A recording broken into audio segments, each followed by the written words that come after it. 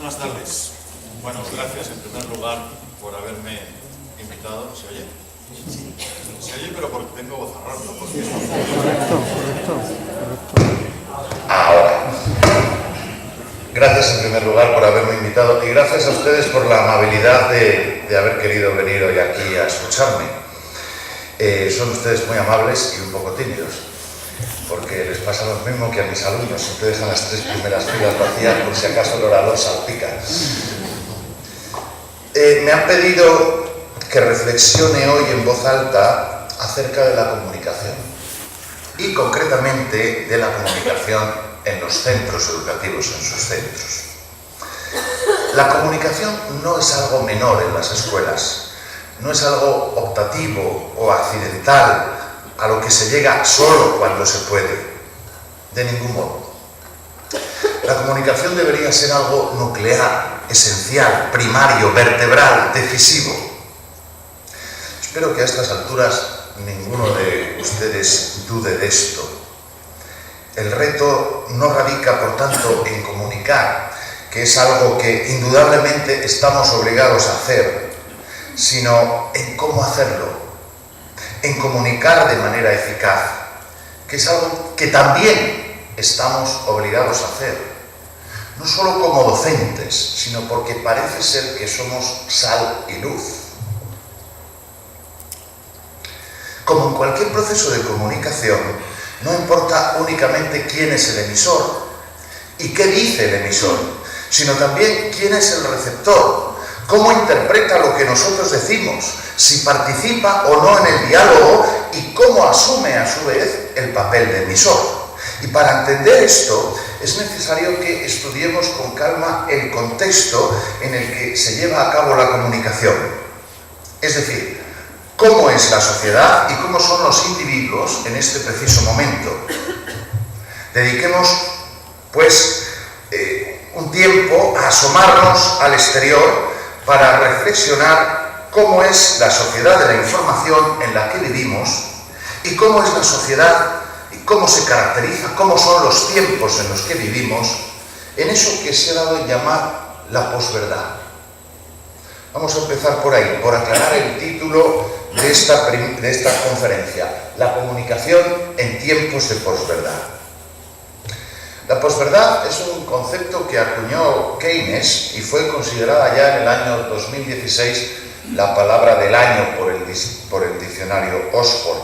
La posverdad es esto, lo relativo o referente a circunstancias en las que los hechos objetivos son menos influyentes en la opinión pública que las emociones y las creencias personales.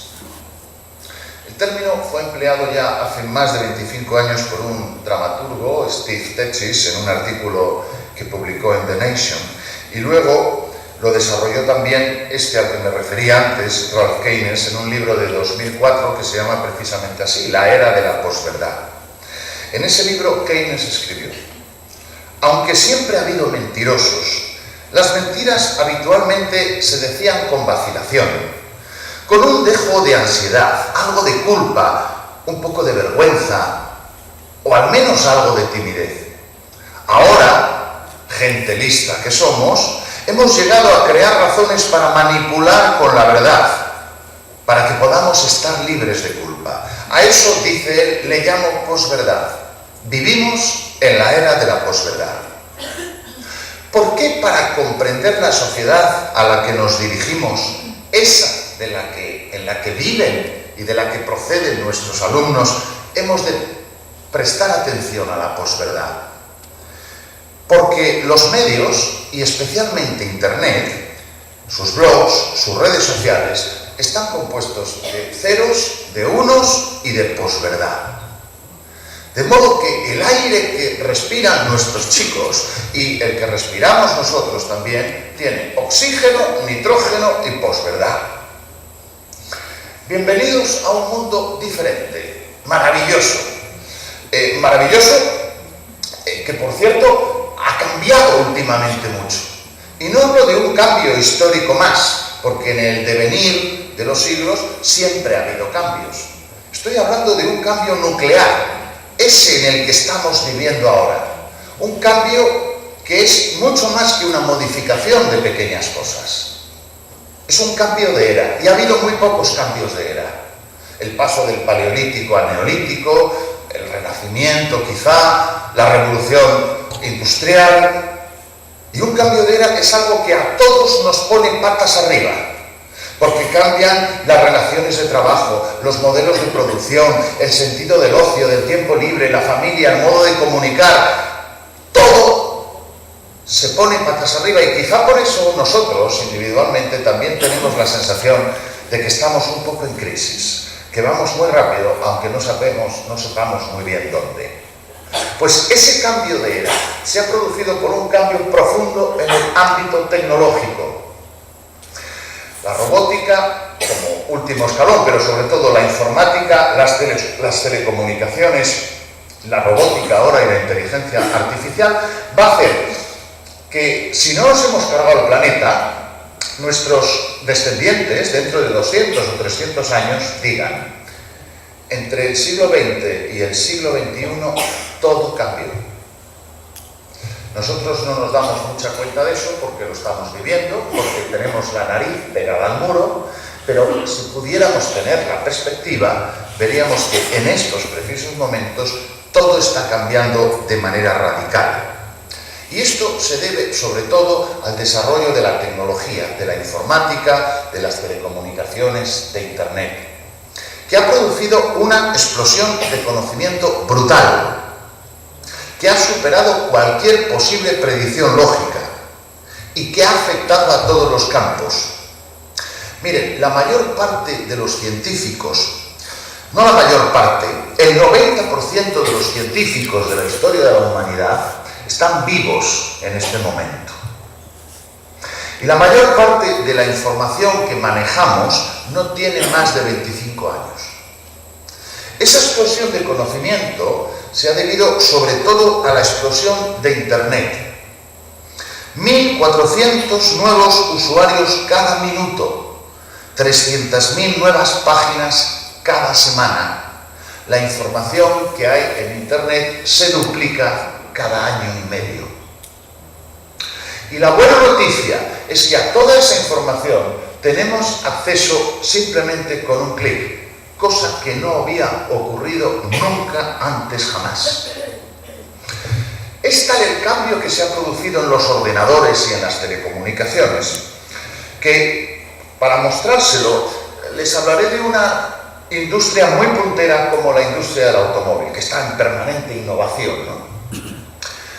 Si los ordenadores y la informática ha crecido tanto, podríamos decir,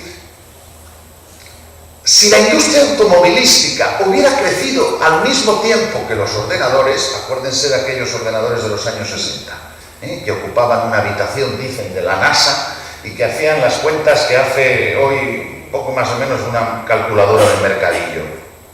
Pues si la industria del automóvil hubiera experimentado una evolución tan rápida como la de los ordenadores, hoy todos nosotros tendríamos un Rolls Royce que costaría 5 euros y que consumiría 1 litro de gasolina cada 1.000.000 de kilómetros.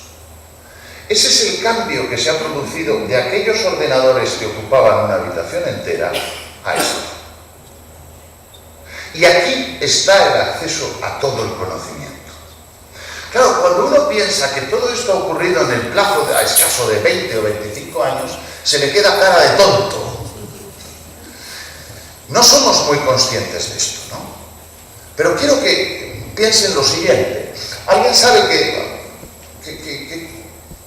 es eso?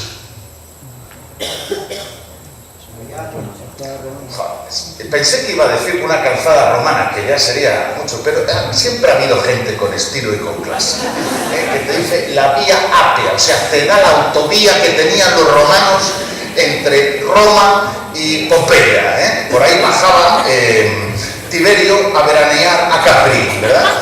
Y como veis, es un camino un poco traqueteante. Yo me imagino a Tiberio allí en su litera, transportado por unos cuantos tipos, pero claro, después de 6 horas así, uno tiene que llegar a Capri un poco templando, ¿no? Tiene una ventaja, eso sí, ese camino, que es que no hay manera de perderse, ¿verdad? Es absolutamente nítido. Hoy los caminos son distintos. Esa es la Interestatal Houston 10, el nudo de tráfico más denso del mundo. Y no es nada traqueteante, pero te puedes perder, porque los cambios ahí se producen rápidamente y de forma constante. Y además hay múltiples opciones, puedes salir por un sitio, por el otro, y estás sobrecargado de información, el coche que viene por un lado, por el otro, el intermitente, el cartel, y eso te mete en una incertidumbre permanente. Es confortabilísimo en comparación con la vía láctea, pero tremendamente estresante. Y ese es nuestro tiempo, creo yo. Y uno cuando se pone a analizar estos cambios, dice, mira, casi prefiero ni enterarme, ¿no? Pero es que hay que enterarse. Y por eso quiero reflexionar sobre la sociedad de la comunicación en la que vivimos. Porque en esa sociedad están nuestros chicos y los padres, y nosotros también. Luis Racionero ha escrito que la posverdad es hija de una visión moderna del mundo que proclama la existencia de múltiples y contradictorias verdades. Como se parte del convencimiento de que es imposible conocer la verdad, no queda más remedio que reconocer que puede haber muchas verdades. Es este un planteamiento hijo de la Ilustración que paradójicamente se sostiene incluso desde el ámbito científico. Aquí tienen ustedes al físico cuántico José Ignacio Latorre, que escribe: la realidad objetiva no existe. Existe en la medida que la miras. La ciencia ha desmontado el prejuicio de una realidad objetiva preexistente. Y esto te lo dice así tan pancho un científico. Así que hemos pasado de Santo Tomás, la realidad es lo que es y no lo que me parece que es, al principio de indeterminación e incertidumbre de Heisenberg, en función del cual el observador modifica lo observado. Esta noción posmoderna de que la verdad absoluta no existe tiene una doble derivación. Lo explica la filósofa italiana Franca D'Agostini. Dice, por una parte, la trivialización de que todo es verdad, y por otra, la trivialización, el nihilismo de que nada es verdad. Son dos caras de la misma moneda, dice. La trivialidad, a la que también podríamos llamar banalidad, se aplica, como apunta Hannah Arendt, a todo, también al bien y al mal. Y entonces surge la banalidad del bien o la banalidad del mal, en el que la verdad, como el bien o como el mal, quedan trivializados hasta el punto de que sencillamente no importan. Bueno, no importa siempre y cuando se cumpla una única condición. La posverdad ha de estar necesariamente envuelta en verosimilitud. Es decir, no importa que las cosas sean verdaderas, pero sí importa y mucho que lo parezcan.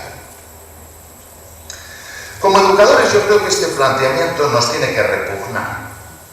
Si la tarea de los líderes es marcar el camino, también lo es la del educador, que como sabéis, ducere en latín es guiar, ¿no? Esta es por tanto nuestra misión, no transmitir simplemente ni sobre todo conocimientos, sino señalar rumbo, marcar la dirección y hacer de GPS. No lo tenía previsto así porque no sabía cuál era la oración que ibais a hacer, pero en la oración que hemos hecho se dice que yo transmita en las clases más que contenidos, vida. Y al ser GPS podemos proporcionar además inspiración y sentido, es decir, motivación. En el fondo, vosotros educadores podréis decir lo mismo que Walt Disney. De todas las cosas que yo he hecho, la más vital es coordinar los talentos de los que trabajan para nosotros y dirigirnos hacia una determinada meta. Y esa es muy sencilla, hacer más feliz a la gente. No más sabia, más feliz. Desde luego, el fenómeno de la trivialización de la verdad no es nuevo. Y así lo narra Stefan Todorov en la introducción a un libro que se llama Lo verosímil. Describe metafóricamente cómo apareció lo verosímil en la retórica. Dice: un día, en la Atenas del siglo V a.C., dos individuos discutían acaloradamente y se produjo un grave altercado. Al día siguiente aparecieron ante las autoridades, que debían decidir cuál de los dos era culpable de ese altercado. Pero ¿cómo decidir? Los jueces no habían presenciado la disputa, no había testigos, solo quedaba un medio: escuchar el relato de los querellantes. Ya no se trata, dice Todorov, de establecer una verdad, lo que es imposible, sino de aproximarse, de dar la impresión de ella, y esa impresión será tanto o más fuerte cuanto más hábil sea el relato. Y dice: para ganar el proceso importa menos haber obrado bien que hablar bien. Que ya lo había dicho Platón. En los tribunales la gente no se inquieta lo más mínimo por decir la verdad, sino por persuadir. Y la persuasión depende de la verosimilitud. Por eso no nos sorprende que lo que se acostumbra a llamar posverdad en muchas ocasiones sea sencillamente posmentira. Lo que nos deja pasmados, y aquí está la gran diferencia con el altercado de Atenas, no es que hoy lo cierto y lo falso se entremezclen sin pudor, sino con qué rapidez se propaga y, sobre todo, qué difusión puede llegar a alcanzar el mensaje, aunque no tenga la menor referencia real. Si, como decíamos, la posverdad es el estado de opinión en el que las emociones y las creencias personales tienen mayor influencia que los hechos objetivos, en la posmentira lo que influye en el estado de opinión son los prejuicios, los estereotipos, los tópicos, desde los que la realidad es fácilmente manipulable. La posverdad es probablemente el último eslabón de eso que se ha llamado la posmodernidad. Hemos pasado de la información, que se basa en la argumentación, en la demostración, a la persuasión, que se construye con seducción, con fascinación, y hemos llegado a la manipulación, que no es sino otra cosa que sugestión y alienación. Es decir, la posverdad es la puerta de entrada, de acceso a la alienación. Una alienación que ha aprendido a pulsar los resortes de la emoción. Hay mucha gente que piensa que los consumidores seguimos en general una cadena de acción que es pienso, hago, siento. Pero en realidad el orden es distinto. En realidad es siento, hago y después pienso. Por eso dice el vicepresidente de Coca-Cola, Marcos de Quinto, que la mayor parte de las decisiones de consumo las tomamos con la emoción. Y dice: ¿y para qué sirve la razón?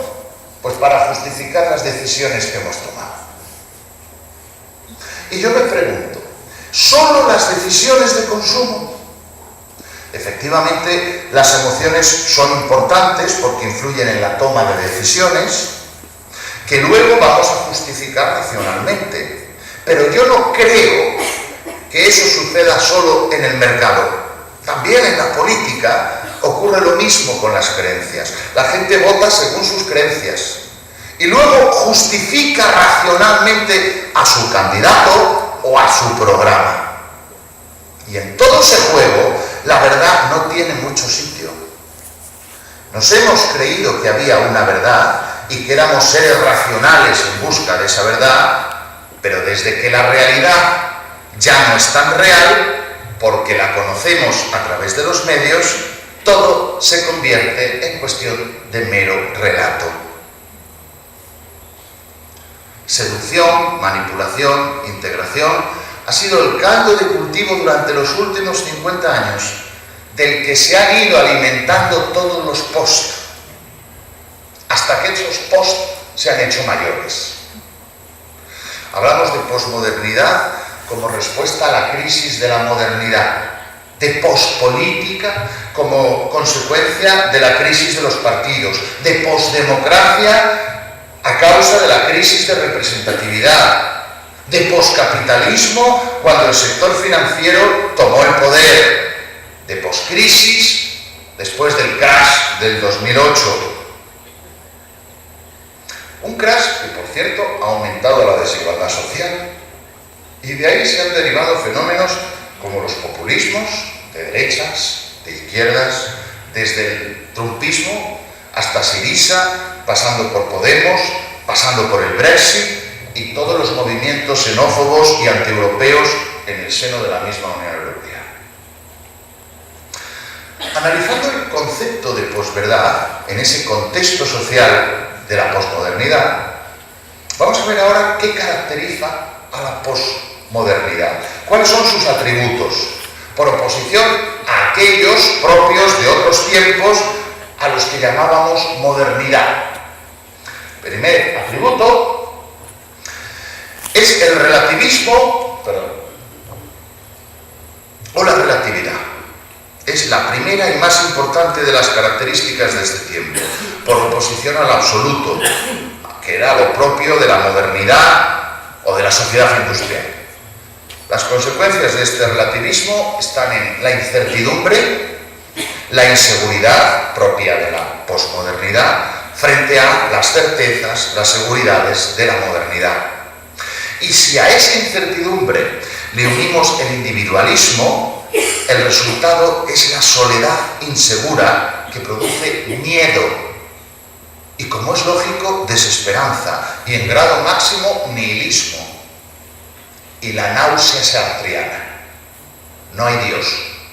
El infierno son los otros y para escapar de él se ha inventado la sociedad de consumo a la que poder adorar.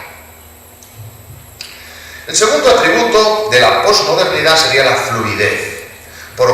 Ya el acceso a la modernidad líquida de la que hablaba Bauman en un libro de 2010, con la que identificaba este tiempo, quizá ya estamos en el estado gaseoso, ya no líquido. Luego hablaré del Big Data, ¿no?, donde todo está en la nube, por oposición a los estados sólidos de la modernidad.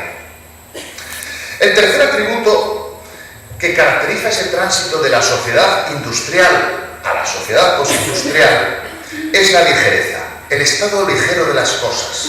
Dice Lipovetsky en su último libro, se produce una desestructuración o una deconstrucción de los objetos y también de la realidad, es decir, de la verdad. ¿A través de qué? De realidades alternativas. Ligerezas también en la comunicación por medio de la deconstrucción de los hechos noticiables, por ejemplo. O a través de las marcas. Pensemos en la publicidad.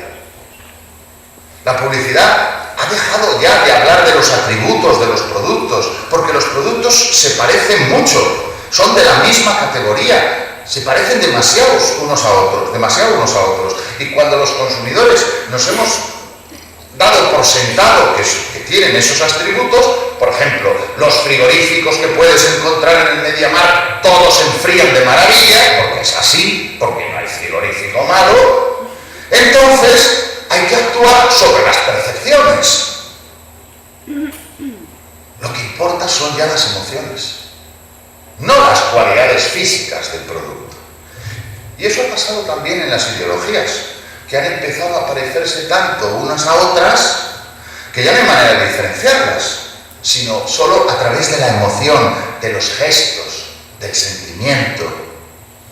Por ejemplo, el crecimiento en los últimos años de independentistas catalanes a mí me resulta muy paradigmático, y es todo una cuestión de sentimiento, no es argumentación racional.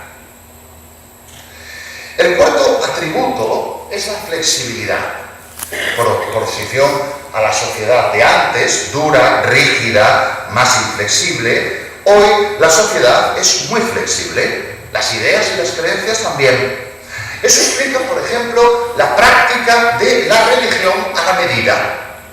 Un menú a la carta que desde el individualismo elige qué principios, qué preceptos, qué normas quiero seguir.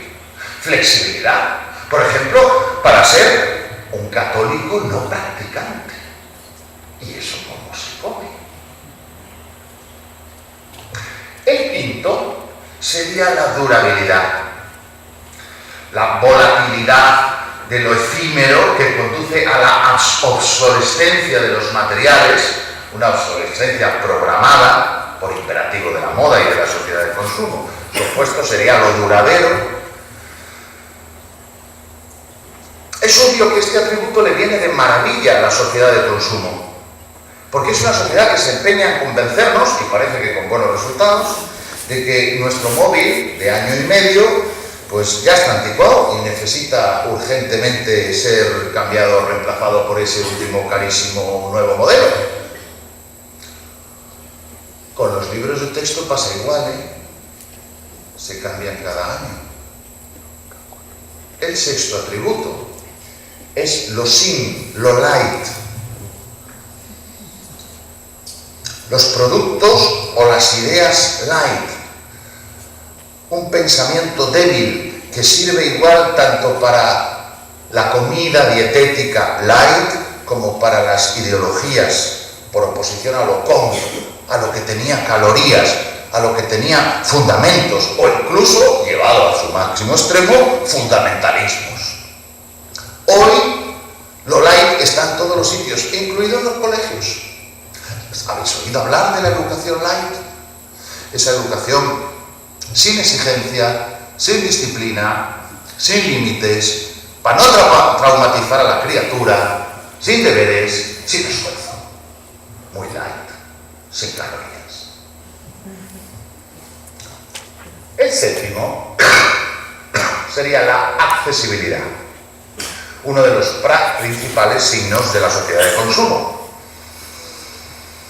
La accesibilidad se opone a lo restrictivo, a lo limitado, que por definición resulta inaccesible para la mayoría. Y el último sería la rapidez, la velocidad, por oposición a la lentitud, que aparece como uno de los principios, atributos importantes de la modernidad, ¿no? Está íntimamente relacionada con la anterior, con la accesibilidad. Estamos en una dinámica de nueva relación de espacio y de tiempo para el transporte de los objetos, para el transporte de los sujetos, para la comunicación, y a todo eso le pedimos mucha rapidez. Internet sería el paradigma de esa rapidez por oposición a la lentitud. Por eso, si la velocidad de descarga es inferior a 300 megas, pues nuestros hijos se ponen nerviosos y dicen que el ordenador va muy lento porque han tenido que esperar 15 segundos para instalar una app.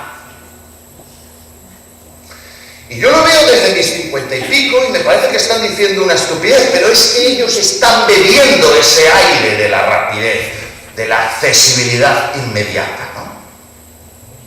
La posverdad, todos estos atributos, están fundamentados en la hiperconectividad. Ya hemos visto que el combustible que enciende la posverdad es el individualismo y el relativismo. Pero la chispa que lo hace explotar, que actúa como correa de transmisión, son las redes sociales. Sin ellas, la posverdad existiría también, porque siempre ha habido mentira, pero sería anecdótica, no estaríamos hablando hoy de ella. La interconectividad es la principal aportación de la comunicación digital. El medio ya no es el mensaje, el medio es el receptor. O dicho de otra manera, el mensaje ya no está en el medio, sino en el receptor, que a su vez se convierte en emisor. Quizá es hora de aceptar que las redes sociales tienen mayor capacidad de influencia en la opinión pública que los llamados periódicos de referencia. El Washington Post no escribió, sino que derribó a un presidente, que fue Nixon, como sabéis. Y otro presidente, Obama, ya se benefició de un uso inteligente de las redes sociales. Y luego, recientemente, las redes sociales han creado a otro presidente, Donald Trump. No sé si visteis alguno del reportaje de antes de ayer de La Sexta, hablando de cómo llegó Donald Trump a ganar las elecciones gracias al control de las redes sociales. Bueno, por cierto, ¿llegó con Donald Trump la posverdad a la política? En absoluto. Pero sí que es verdad que él ha sido el primero que sin tapujos y ante el escándalo de todos ha tenido el coraje y el desparpajo de emplear una lógica y unas armas nuevas, las que le ponían a su alcance la hiperconectividad de las redes sociales. Lo que desde luego no es ninguna buena noticia, porque la verdad, confundir la verdad con la mentira siempre ha sido una mala noticia, ¿no? Pero hay que reconocerle a este tipo el arrojo de zambullirse en una política líquida. Me diréis, ¿exceso de pragmatismo? Puede ser. ¿Ignorancia utilitarista? Puede ser. Quizá. Pero en estos tiempos de política líquida no se le pide a los políticos que den a la gente el pan y el circo que reclama la opinión pública en las encuestas. Pues eso es lo que hacen. Entonces, ¿nos debe escandalizar Trump o el relativismo pragmático de nuestra sociedad, del que Trump es solo una punta muy visible del iceberg? Sobre ese pragmatismo político ya hace mucho que hablaron otros, aquí mismo en España. Recuerden, si no, a Felipe González con aquello de gato negro, gato blanco, lo importante es que cace ratones. En los años 60, la prensa derribó a un presidente mentiroso. Y en estos años, la prensa ha hecho presidente a un mentiroso. El cambio es notable, ¿eh? Aunque no toda la prensa ha contribuido a esto, sí es cierto que hay muchos medios que han... Muchos medios, es verdad, que han actuado como guardametas, como gatekeepers, como vigilantes. Cualquiera podría decir una barbaridad antes, pero eso solo se publicaba si esos vigilantes, esos medios, así lo decían. Ahora, ese intermediario se salta, se puentea, con todas las consecuencias. Que Trump logre difundir planetariamente lo que dice, solo es posible porque dispone de para dar ese salto, de una nueva y potente pértiga, que son las redes sociales. Y también a que ha surgido una constelación de medios a los que no les importa convertir la mentira en un negocio. Y esas falsas noticias tienen una intención política, pero también son muy rentables. Cuando se mezcla el agua fría con el agua caliente, ya no se puede distinguir cuál es cuál, todo es tibio. Y eso es lo que ha pasado en el torrente informativo. La realidad dice, por ejemplo, que los emigrantes no son ninguna amenaza para los Estados Unidos. Pero eso da igual, una vez instalada la creencia. Y para instalar esa creencia vale cualquier cosa. Incluso el oxímoron de que el mismo Trump diga que sus abuelos no emigraron de Alemania a Estados Unidos para ver cómo el país era tomado por emigrantes. Antes los medios podían frenar el proceso de creación de falsas creencias, pero los filtros se han ido cayendo en cadena. Los periodistas ya no tienen el poder que tenían antes. Hoy lo tienen los deportistas, los empresarios, los creadores artísticos, que han pasado a los periodistas por encima, todos ellos y los políticos. El político de la posverdad se ha saltado a los intermediarios y ha acabado con su autoridad. Y ya no les considera necesarios. Por eso Podemos dedicó tiempo y recursos para formar a sus bases en el uso de las redes sociales y obtuvo en 2015 casi 70 diputados por saber emplearlas. Por eso el medio de comunicación favorito de Trump es Twitter. Con él puede contactar directamente con los votantes sin necesidad de intermediarios que le cambien, le filtren o le interpreten sus palabras. Y a través de las redes sociales se inundaron las redacciones de los periódicos de todo el mundo con violentas imágenes con las que se mintió, porque no fueron tomadas el día del referéndum catalán, aunque se desvincularon descontextualizándolas de forma manipuladora. El niño este, por ejemplo, como sabéis, es una imagen de 3 años atrás. Mirad, la posverdad se asienta sobre 4 patas. La primera es de carácter tecnológico, pues es la tecnología la que permite propagar esos rumores falsos en un proceso de multiplicación que es exponencial y a escala planetaria.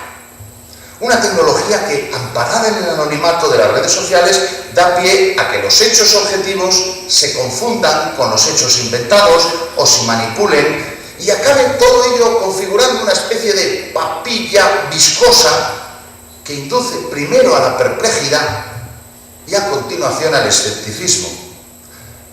Como no es posible distinguir lo que es verdad de lo que es mentira, los hechos ya no importan, ya no son tan influyentes en la opinión pública como lo son las emociones y las creencias personales. Es así que son de verdad, aunque estén asentadas sobre la ignorancia. La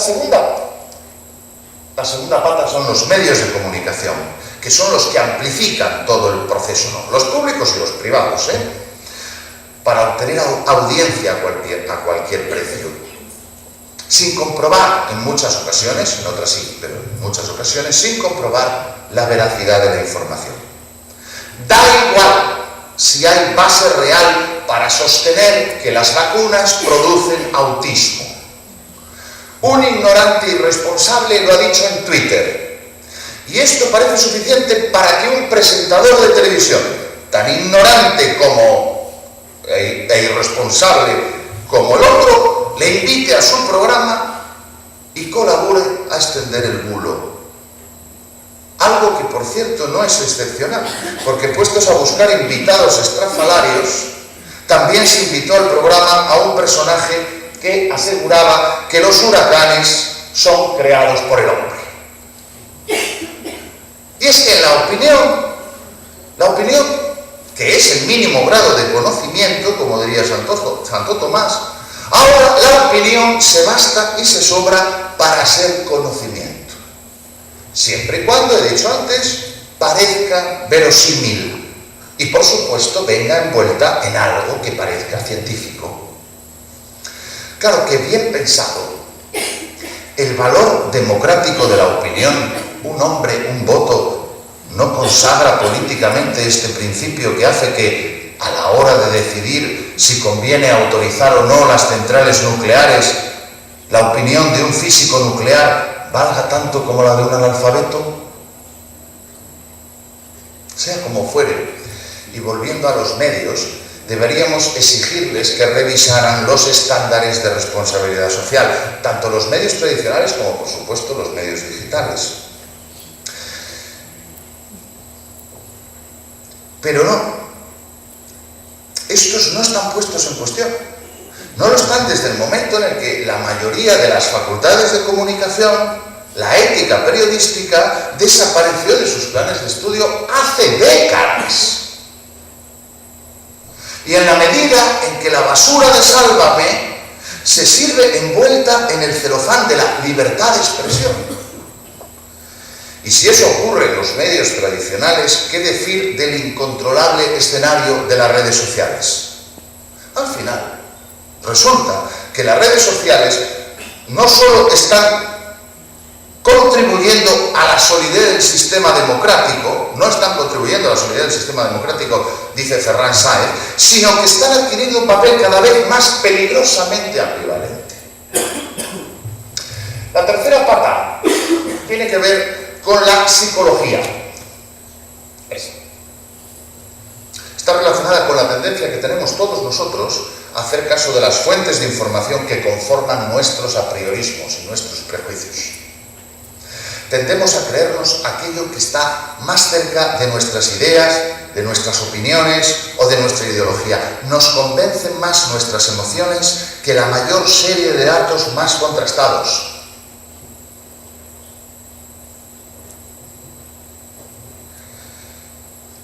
Es lo que Christian Salmon advierte cuando dice: hemos pasado de la opinión pública a la emoción pública, donde lo más importante es el relato.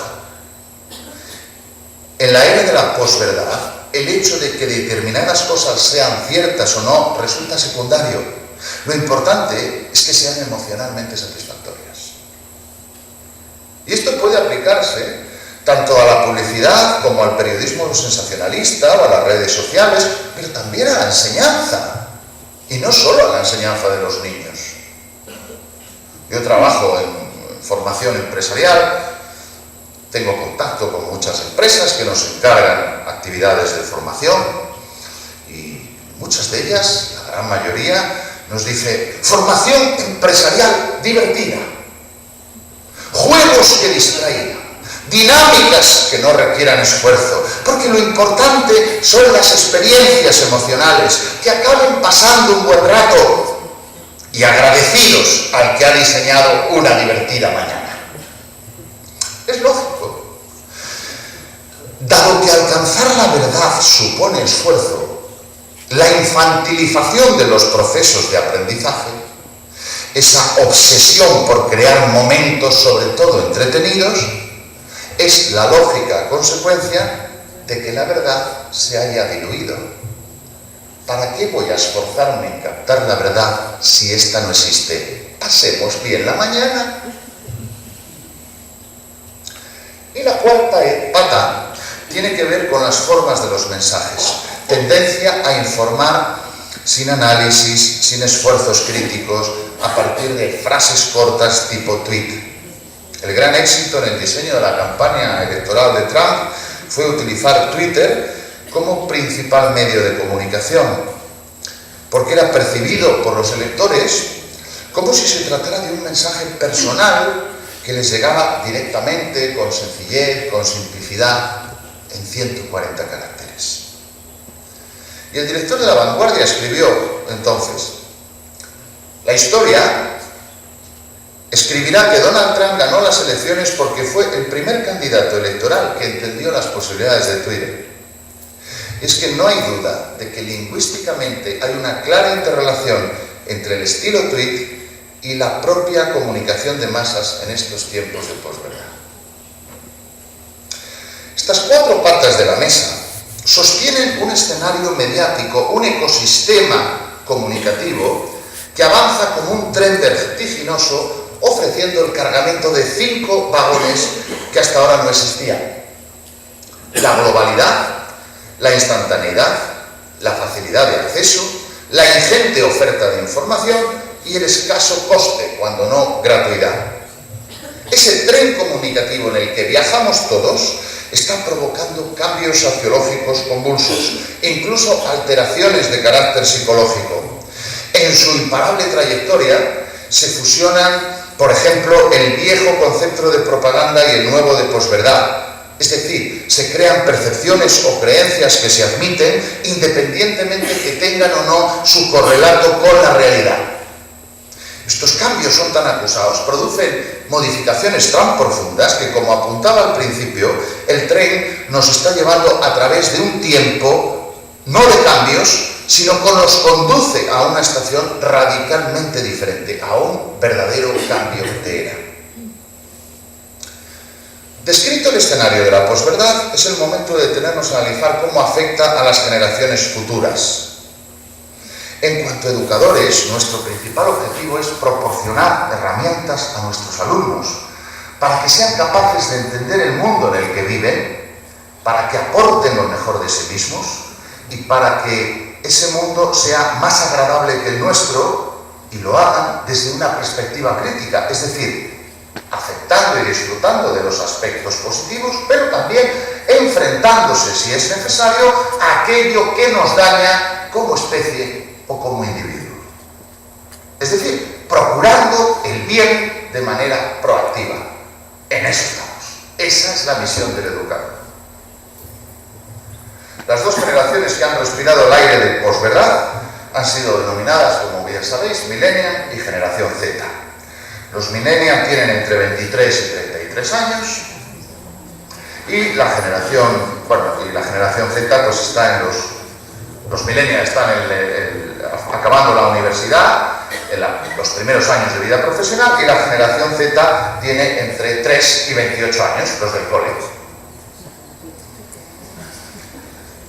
ellos, sin excepción, tienen un rasgo común. ¿Saben cuál es? Viven pendientes del móvil.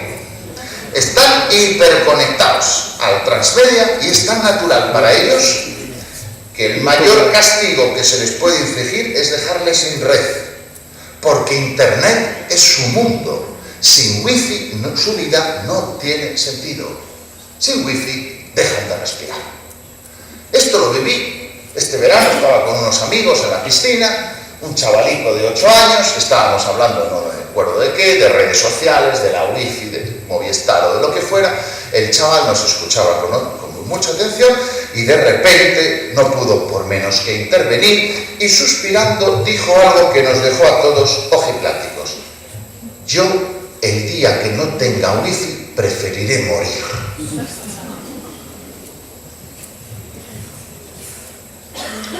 Veamos con brevedad cómo es la generación Z. Los chicos que tenéis en vuestros centros pueden ser caracterizados, y esto lo he tomado de un estudio de Telefónica que entrevistó a 17.000 chavales de muchos países europeos, etc., de la siguiente manera. Son nativos digitales, en primer lugar.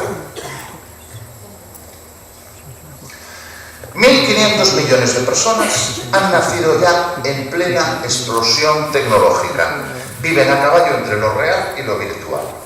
Para ellos los dispositivos móviles no son un avance científico, son una realidad, una presencia constante. No son una plataforma de juego o de conexión, sino el principal elemento de supervivencia. Tienen una gran actividad digital, sobre todo en redes sociales, con videojuegos online, con gran pasión por los gadgets, por la filosofía del do it yourself. 15 millones de visitas en YouTube el año pasado tuvieron los 100 canales más vistos de YouTube.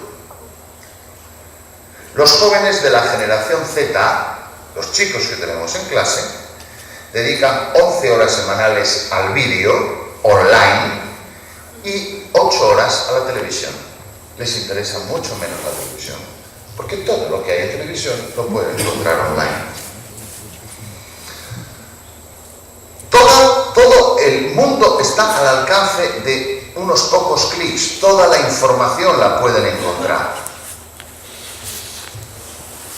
Esos chicos están comprometidos con lo que les interesa. Y esto influye sobremanera en el modo en el que aprenden. Les interesa aprender, pero sobre todo a través de experiencias, de las experiencias propias y ajenas. Si no lo ven, no lo creen. Fin del concepto de autoridad. Es en función del cual yo tengo que hacer caso a este tío porque es mi profesor. No, ahora la autoridad no viene asociada al puesto. La autoridad te la ganas. Los conocimientos se aprenden experimentando. ¿Hay experimentos en tu clase? ¿Hay experiencias emocionales? Porque son muy emocionales, porque están comprometidos con los sentimientos.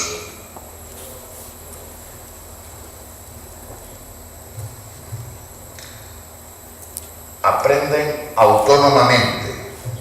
Los jóvenes de hoy aprenden, dice el estudio, por su cuenta y especialmente en la web. Cuando están decididos a aprender algo nuevo, sea lo que sea, no van a la biblioteca ni le preguntan a una persona de forma física, simplemente lo googlean, preguntan en un blog o ven un vídeo tutorial.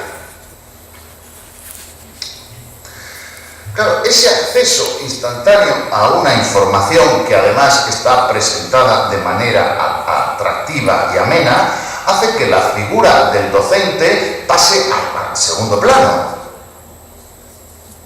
Porque aparentemente estos chicos pueden prescindir de la mediación de un tutor. Ya no son alumnos, alumni sin luz. Ahora hay mucha gente que les da luz. Ya no estás tú solo. Y como consecuencia de eso viene esta frase que me parece importante.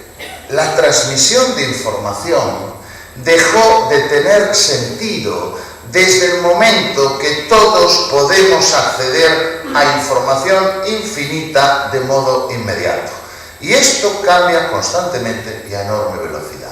La transmisión de información ya no es lo fundamental en el aula. Todo lo tienen al alcance de un clic.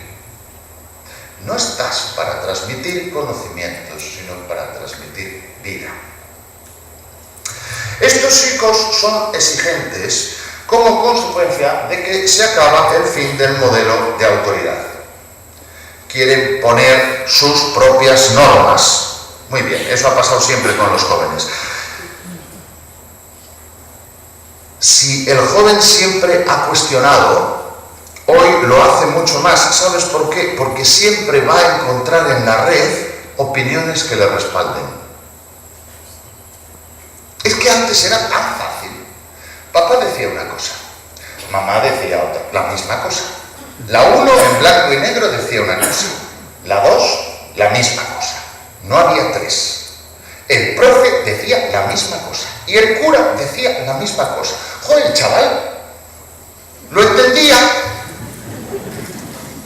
Ahora resulta que papá dice una cosa, la novia de papá dice otra, mamá dice una cosa, la novia de mamá dice otra, la 1 dice una cosa, la 3 otra, internet otra, las redes sociales, el profe una cosa, el otro profe otra cosa y no hay cura. Joder, el chaval se lía. Entonces va a Instagram, se encuentra con un amigo y el amigo debe dar la razón, claro.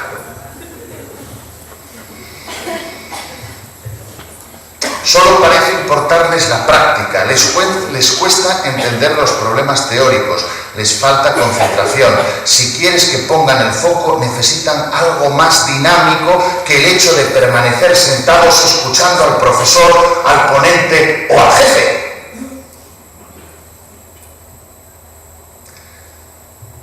Una sociedad líquida donde no importa la verdad, solo las apariencias. Instagram.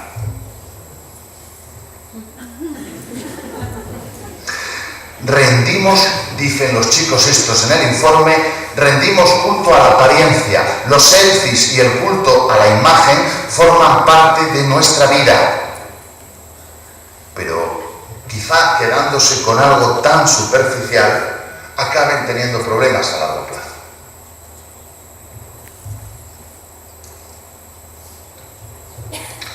Y finalmente son impacientes, como ya he apuntado y aquí no me detengo, lo quieren todo aquí y ahora, no les gusta estar esperando, y esto tiene algunos problemas derivados de esto que pueden tener problemas a lo largo de la vida.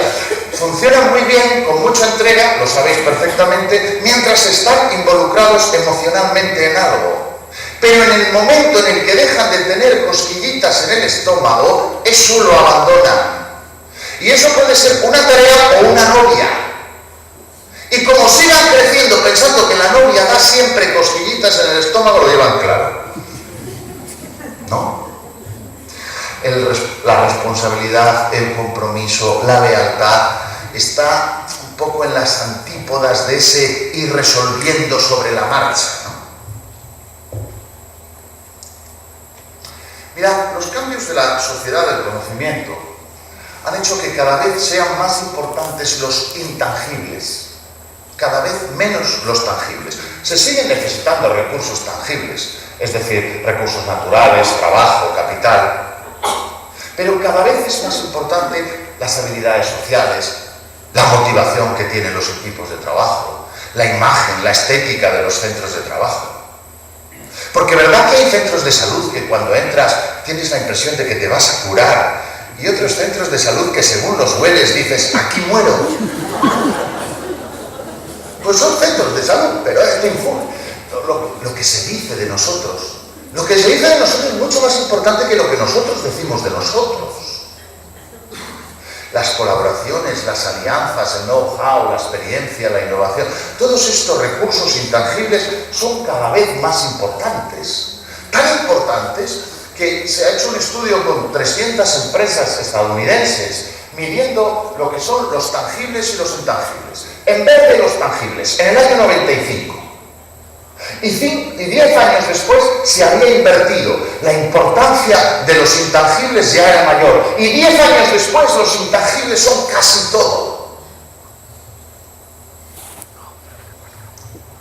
Y ahora llevamos los intangibles a lo nuestro. Este es el anuncio en el periódico que van a poner la mayor parte de las empresas. Buscamos un experto en lo que quieras, en medicina, en derecho, en ingeniería, pon lo que te dé la gana, con título de lo que te dé la gana. Pero como de estos ya hay muchos, porque haya matado. Entonces buscamos personas que aporten valor añadido. ¿Y dónde está el valor añadido? Mira, queremos gente que tenga capacidad de adaptación, resistencia a la frustración, que tenga alta autoestima, confianza en sí misma, capacidad de iniciativa, motivación al logro, optimismo, responsabilidad, sentido ético, empatía, autocontrol emocional, capacidad para trabajar en equipo, creatividad, organización, planificación, habilidades de comunicación y afán por innovar. No hace falta que tenga todas ni en el mayor grado, con que tenga algunas ya me parto los dientes de arriba. Esto es lo que quieren las empresas, no un título. Y el que tenga esto recibirá altos beneficios. Alguien está pensando en salario, bueno, puede que también, pero sobre todo la satisfacción personal y el reconocimiento de los demás, que es un gran salario emocional. ¿Y qué hacemos nosotros para potenciar todo eso? ¿Y en qué asignaturas está todo eso? Seguimos con las tangentes, con los hiatos y con los ríos de África, queridos. Porque hay que cumplir los programas del ministerio. Lo voy a decir. Meteos los programas del ministerio por donde os dé la gana. Pero dad aquí. Porque esto es transmitir vida, no conocimientos.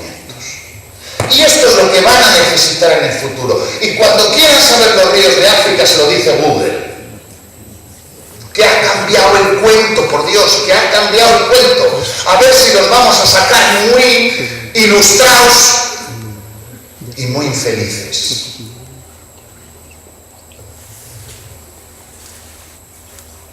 Principal activo de las personas, de las empresas, son las personas. Y las personas, es verdad, piensan y hay que amueblarles el coco, como no, pero también sienten y tomamos decisiones con nuestros sentimientos. Y ahí está nuestro cerebro, pintado así de manera un poco simplona, ¿no? El cerebro racional, que es el izquierdo, que es el que hemos estado formando desde que teníamos 6 añitos en la escuela. Y hiatos, tangentes y ríos de África, y el cerebro emocional que nadie ha formado. Bueno, mamá un día lo intentó de vez en cuando y tal, pero hemos ido aprendiendo un poco a trancas y barrancas, dejando un reguero de sangre por el camino, porque somos analfabetos emocionales. Y todos esos verbos tan importantes en la vida tienen que ver con la inteligencia emocional. Y nosotros construimos inteligencia emocional en nuestros chicos. ¿La construimos en nosotros mismos? ¿O tenemos un chaperón mental notabilísimo? Porque tampoco sería raro que en un mundo patas arriba tuviéramos un chaperón mental notabilísimo. Y qué triste alguien que tiene que conducir hacia el futuro a generaciones que tuviera un chaperón mental.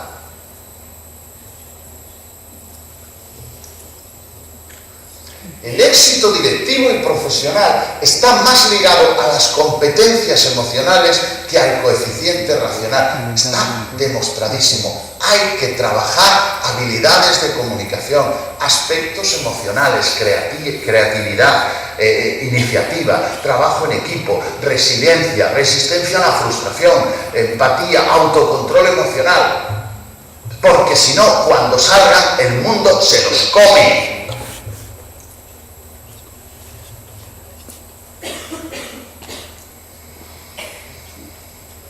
Y hoy una parte de la comunicación es digital. Nos están avisando, llega el tsunami digital. El problema es que no es verdad. Una vez más, no es verdad. Porque cuando llega un tsunami, apenas hay tiempo para tomar decisiones. Y cuando uno se quiere enterar, ya es demasiado tarde. Mira. Este es el mamífero más rápido que hay sobre el planeta. Corre a 90 kilómetros por hora.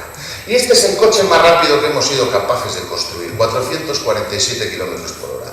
Y aquí tienes el Boeing que va a 900 kilómetros por hora. ¿Tú sabes a qué velocidad viene un tsunami? A 908 kilómetros por hora. O sea, cuando te he dicho que nos están avisando que el tsunami está llegando, es mentira, ya llegó, y no nos hemos enterado. ¿Y eso qué consecuencias tiene? Muchas. Me voy a fijar solo en una. Por ejemplo, el Big Data, y el Big Data en educación. Mientras la primera y la segunda revoluciones industriales fueron de las cosas, la tercera, que estamos viviendo ahora, es la de la información. El exponente más clásico sería la apoteosis del dato, y ya se apunta en el horizonte la cuarta revolución industrial, esa que llega con el tsunami, el algoritmo, el automatismo, la robotización. Cuando navegamos por Internet, entablamos, nos guste o no, una relación con la inteligencia artificial que Internet interpreta nuestro comportamiento y responde con algoritmos. El poder de cada clic tiene más trascendencia de lo que pensamos. Y esa es la razón por la que, por ejemplo, uno hace una búsqueda, pongamos, de un libro, y luego durante 15 días vuelve a ver el dichoso libro en todas las páginas que visita. ¿No os ha pasado? A mí eso me pone de los nervios, porque, ¿sabes? Es que me siento vigilado.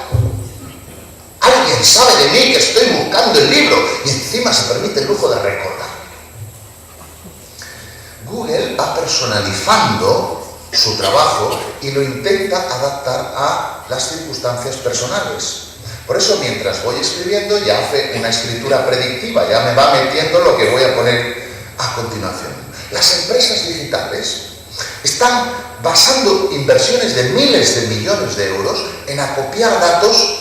¿Para qué? Pues para con ellos intentar predecir qué interesa y cómo se va a comportar cada cliente. Los datos personales se están convirtiendo en el santo grial de la economía contemporánea. Lo que me pregunto ahora es si la parroquia en la que yo estoy tiene los datos de sus parroquianos, porque a lo mejor ni siquiera los tiene.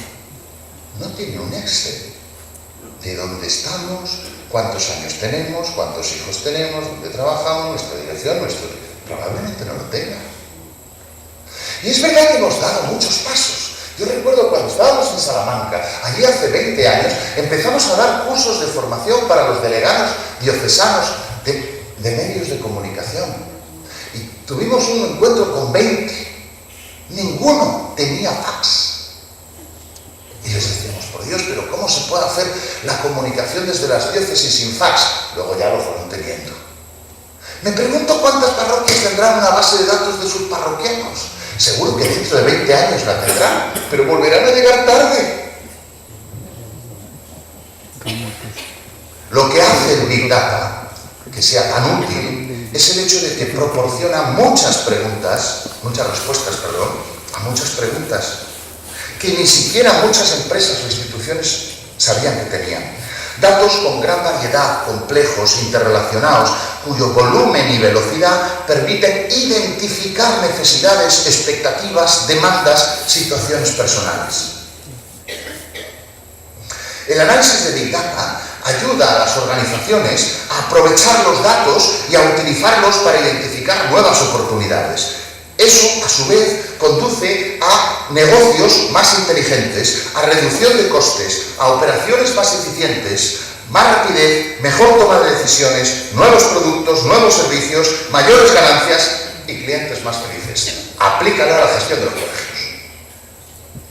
También es aplicable a la enseñanza. Se puede hacer de modo macro, es decir, como centro o grupo de centros, o se puede hacer de modo micro, relación profesor-alumno. Tan importantes son los datos en el ámbito macro como un conjunto de instituciones, un colegio, por ejemplo, conocer datos de matrícula, de rematrícula, de éxito, de fracaso, de una titulación, de una etapa.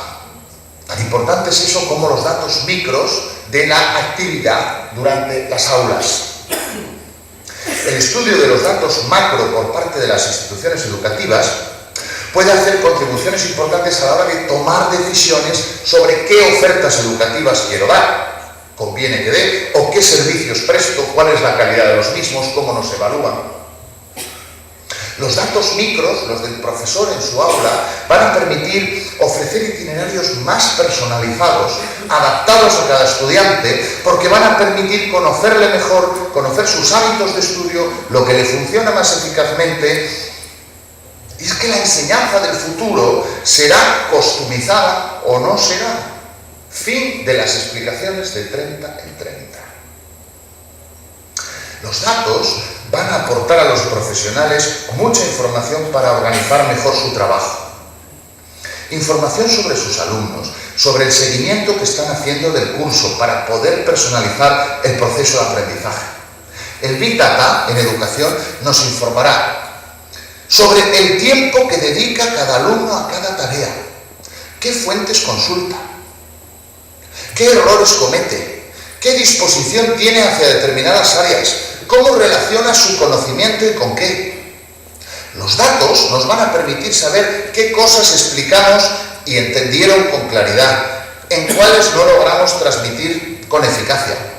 El profesor va a saber cuáles de sus estudiantes están progresando adecuadamente según el plan previsto, quiénes corren riesgo de abandonar. Identificarán cuáles son los puntos débiles del proceso de aprendizaje. Permitirá detectar qué alumnos necesitan contenidos adicionales porque van por delante de los demás, por ejemplo. Cuáles requieren material de refuerzo.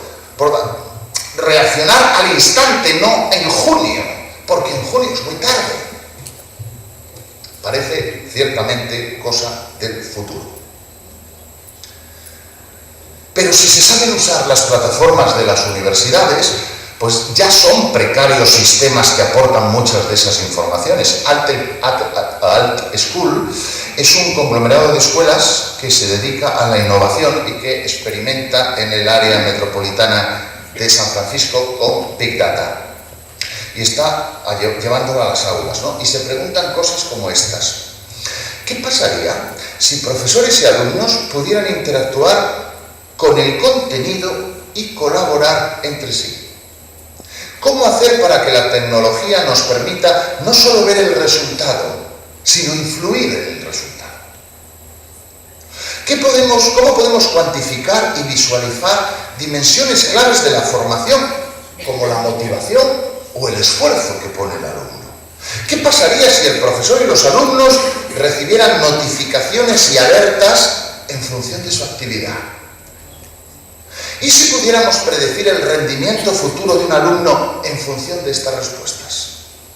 Parece cosa del futuro, pero creedme que está a la vuelta de la esquina.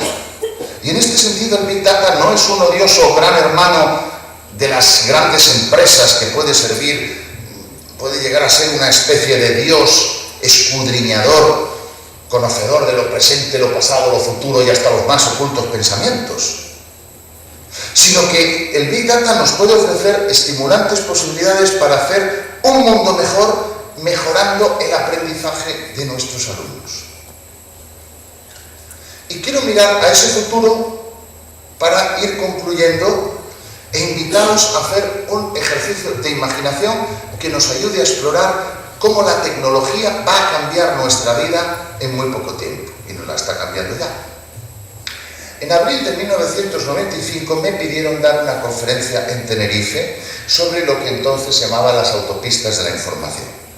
El tema era entonces muy novedoso, el público era un público general, no especializado, de modo que yo me preguntaba cómo puedo hacerles entender esto de las autopistas de la información.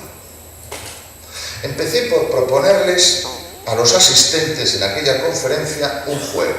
Miren por el ojo de la cerradura, porque vamos a ver la vida de nuestro nieto Carlos, dentro de 80 años. Les describía entonces con mucho detalle cómo iba a ser el trabajo de nuestro nieto Carlos.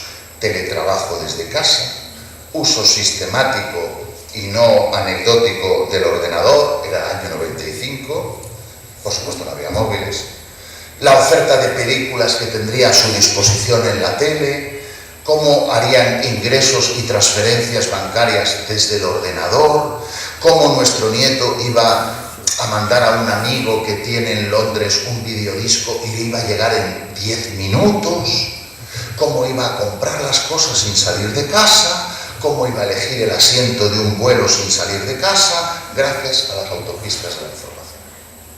Y no me creyeron. Yo les decía, si no me creéis, intentad explicar a vuestro bisabuelo, 100 años atrás, qué es un CD, o un Audi, o un microondas, o un fax. Y tampoco os creerá. Todas las predicciones que hice en el año 95 se cumplieron. Mis hijos se divierten mucho porque está publicada la conferencia, entonces la leen y se piensan que vengo del Jurásico Superior. Todas se cumplieron, pero cometí un gran error. Yo estaba hablando de lo que pensaba que iba a ser el futuro a 80 años vista. Todo se había cumplido 10 años después. Pensemos en cómo será el futuro. Se trata de un ejercicio que nos impulsa a tomarnos en serio los cambios que estamos viviendo. Si hay algún sector que debe fijarse en el futuro, ese es el educativo. Y sí, estamos en tiempos de posverdad, pero la historia demuestra que la capacidad del ser humano para adaptarse a los cambios y para vencer las dificultades es enorme. Por tanto, miremos el futuro con optimismo. ¿Qué está ya a la vuelta de la esquina? Con este breve panorama concluiré. Kodak. En 1998 Kodak tenía 170.000 empleados. Vendía el 85% del papel fotográfico del mundo. En solo unos años su negocio subió. Lo que le ocurrió a Kodak le está sucediendo a otras muchas industrias, pero la mayoría no lo ve venir. ¿Alguien pensaba en 1998 que en cuanto cambiara el siglo no volvería a haber fotos en papel? Y eso que las cámaras digitales ya se habían inventado en el año 75. Pero se necesitaron 25 años para pasar de 10.000 píxeles a 20 megapíxeles, es decir, 2.000 veces más. Se expandió en pocos años de manera exponencial porque iba mejorando rapidísimamente, igual que los ordenadores, que van siendo exponencialmente mejores en su interrelación con el mundo. El año pasado, por ejemplo, un ordenador derrotó al mejor jugador de Go del mundo, pero lo derrotó 10 años antes de lo que se esperaba. Y eso mismo va a suceder con la medicina, con los coches eléctricos, con los autónomos, no con las personas autónomas, con los coches autónomos, con la educación, con la impresión en 3D, con la agricultura, con los puestos de trabajo, con la educación. Bienvenidos a la cuarta revolución industrial, la de la era exponencial, la de la inteligencia artificial, el Big Data y el Internet de las cosas. El software hará tambalearse a la mayoría de las industrias tradicionales en los próximos 10 años. Uber es solo una herramienta de software, no posee ningún coche, pero es la mayor empresa de taxis del mundo. Airbnb es la mayor empresa hotelera del mundo, pero no tiene una sola cama en propiedad. Los primeros coches autoconducidos se van a poner a la venta en menos de 5 años. La industria automovilística está conmocionada porque nosotros vamos a ver cómo nadie va a necesitar tener coche. Pedirás por teléfono el coche, se presentará sin conductor donde estés y te llevará donde quieras.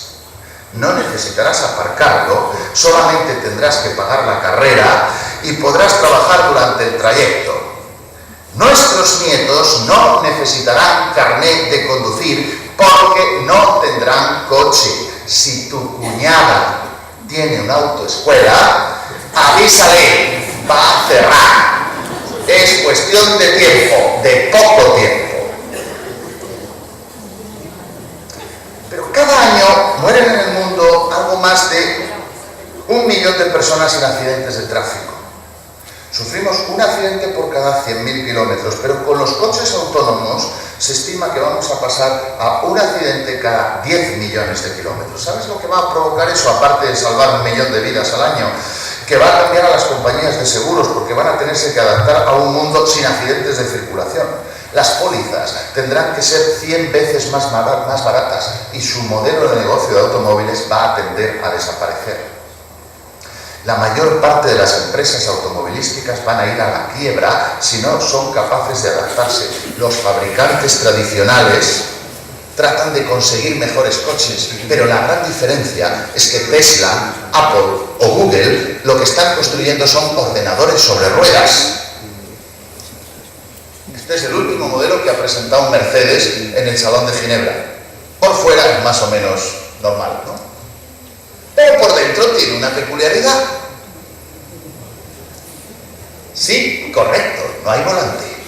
¿Qué haría yo con ese joystick? Nada, porque no sé utilizarlo. Mi hijo no tendría ningún problema. ¿Por qué voy a tener un volante en un coche si llevo tantos años jugando a los marcianitos? El negocio inmobiliario también cambiará. Si se puede trabajar mientras se viaja, la gente preferirá vivir más lejos, en el campo, y pronto los coches eléctricos serán mayoría y las ciudades menos ruidosas. La energía eléctrica será mucho más barata y limpia, porque la producción solar de electricidad ha crecido exponencialmente en los últimos 30 años a un impacto creciente. El año pasado se instalaron en el mundo, no hablo de España donde el bamboleo político nos tiene locos, en el mundo más generadores solares que de combustible fósil. Con la electricidad más barata, también el agua será abundante y barata. La potabilización del agua salada necesita actualmente 2 kilovatios por metro cúbico, o sea, unos 25 céntimos. No hay escasez de agua en muchos lugares. Lo que hay es escasez de agua potable. Imaginemos lo que puede ser disponer de agua de mar en las cantidades de agua potable que desees, a bajísimo precio. En los Estados Unidos, los jóvenes abogados están teniendo hoy serias dificultades para encontrar trabajo. Y es que hay una cosa que se llama IBM Watson, que en IBM Watson puedes obtener asesoramiento legal, por ahora en temas no muy complicados, en unos segundos, con un 90% de seguridad frente al 70% de los asesores humanos. Al que esté estudiando Derecho, habrá que decirle que lo deje inmediatamente, porque en el futuro habrá un 90% menos de abogados. Solo quedarán los especializados. Y después está Watson Diagnosis. El cáncer es diagnosticado por Watson con 4 veces más seguridad que el que diagnostican los oncólogos. Facebook ya dispone de un software que puede reconocer rostros mejor que las personas. En 2030, los ordenadores serán más inteligentes que los seres humanos. Ahí tenéis el Tricorder X-Prize, que se anuncia que estará en el mercado el año que viene. Hay empresas que ya lo están anunciando. ¿Esto en qué consiste? Es un sistema médico que funciona a través del teléfono. Escanean la retina del enfermo, toman muestras de sangre, registran su aliento, analizan 54 biomarcadores capaces de identificar casi todas las enfermedades. Será un sistema de diagnóstico barato que en pocos años, al menos en los países más desarrollados, te permitirá un análisis sin moverte de casa por parte del médico casi gratuito. El precio de una impresora 3D, la más barata, ha pasado de 18.000 euros hace 10 años a 400 euros hoy. En el mismo periodo de tiempo, la impresora 3D ha conseguido ser 100 veces más rápida. Todos los grandes fabricantes de calzado ya han comenzado a imprimir zapatos en 3D. algunas piezas de repuesto para aviones ya se imprimen en 3D en aeropuertos remotos. La Estación Interespacial dispone actualmente de una impresora que reduce radicalmente el número de piezas y que evita muchos viajes porque se las fabrican allí mismo con impresoras 3D. A finales de este año habrá smartphones que podrán escanear en 3D. Cualquiera podrá escanear sus pies e imprimir en su casa unos perfectos zapatos a medida. Si tienes una zapatería, habla con la de la autoescuela. En China se está imprimiendo por partes un edificio completo de 5 plantas en 3D. En 2027, el 10% de todo lo que se produzca será a través de impresión en 3D. No se crean todo lo que les cuento, porque esto es la posverdad. Este edificio está impreso en 3D y no está en China, porque se construyó hace 8 años en Dubái, en 3D, una casa. Si pensamos en elaborar alguna cosa nueva, hagámonos esta pregunta: ¿en el futuro será necesaria esa cosa? Si la respuesta es afirmativa, preguntémonos: ¿qué puedo hacer para que esa necesidad se produzca lo antes posible? Y si nuestro invento no puede funcionar a través del teléfono, olvidémonos. Cualquier idea pensada para tener éxito en el siglo XX está condenada a fracasar en el XXI. Más de la mitad de los actuales puestos de trabajo desaparecerán en los próximos 30 años. En el futuro se podrá disponer de un robot agricultor por 300 euros y se podrá hacer aeroponía, la primera, que significará, por resumir, que el trabajo de los agricultores será mucho más sencillo. Existe una aplicación llamada Moody's capaz de detectar los estados de ánimo. Hacia el 2030 habrá otros programas que podrán detectar, partiendo de mis expresiones faciales, si estoy o no mintiendo. Tú dices, ¿y eso para qué vale? Pues mira, ahora imagínate un debate político en el que puedas ver en la pantalla quién miente y quién dice la verdad. Aunque la cosa acabe. Los smartphones más baratos ya se pueden adquirir por 10 euros en Asia. Hacia el 2020, el 70% de los seres humanos tendrá un smartphone. Esto significa que todo el mundo estará conectado, podrá acceder a la educación. Cualquier niño puede hoy acceder a la Academia CAM y recibir enseñanza por Internet en los países del primer mundo. El software necesario ya se ha cedido a Indonesia y el próximo verano se dispone de él en árabe y en chino. La aplicación en inglés y en español son gratuitas. Tiempo de posverdad, que nos obliga a estar atentos y muy críticos, a reflexionar sobre qué comunicación queremos en nuestros centros, cómo hacerla posible para una generación que tenemos delante y para que no se nos escape, sencillamente porque puede ocurrir que nos digan en el futuro: fuisteis educadores que os quedasteis anclados en el pasado. Pero miremos al futuro con optimismo. Tenemos que ser capaces de no olvidar algo fundamental en el relato, que es nuestra identidad. ¿Qué somos? ¿Qué necesidades queremos satisfacer? Porque en lo que respecta al relato, lo tenemos. Simplemente nos corresponde adaptarlo a los nuevos canales y a las nuevas expectativas. Con una buena comunicación transmitiremos mejor imagen. Y eso influirá en las percepciones de los alumnos, en los padres, en la sociedad en general. Seremos más influyentes y nuestro mensaje se hará más presente en el mundo. Y contribuiremos a que sea mejor, a que la gente encuentre la verdad, esta vez con mayúsculas, y sea más feliz. Ustedes son profesores o miembros de equipos directivos.